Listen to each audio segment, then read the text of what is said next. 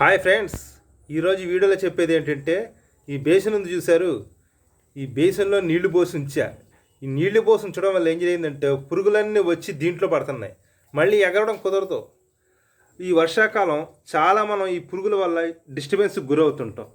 అందుకని ఇలాంటి వెడల్పు ఉన్న గిన్నె బేసిన్లో నీళ్లు కానీ లేకపోతే ప్లాస్టిక్ బేసిన్లో ఉంటే చూశారు, దాంట్లోకి క్రూడ్ ఆయిల్ లాంటిది పోస్తే అవి వచ్చి దీంట్లో పడి చచ్చిపోతాయి.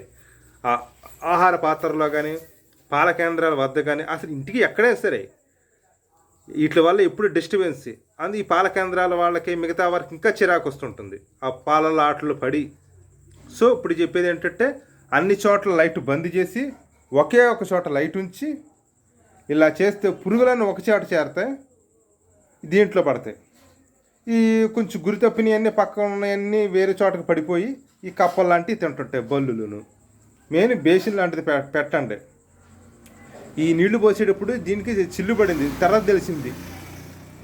అందుకని నీళ్లు కిందకు పోయినాయి. అఫ్కోర్స్ దానివల్ల మంచి జరిగింది అనుకోండి, ఈ మిగతా పాకే చోట అన్నీ అతుక్కుపోయినాయి. కానీ ఇలా చేస్తే చిరాకు ఎక్కువ అవుతుంటాయి. ఈ చిల్లు పడకుండా జాగ్రత్తగా చూసుకోండి, అంత మంచి జరుగుతుంది. బాయ్ ఫ్రెండ్స్, లైక్ కొట్టండి, షేర్ చేయండి. ఈ ఇన్ఫర్మేషన్ మరింత జనాలకు తెలియడం కోసం లైక్ కొట్టండి.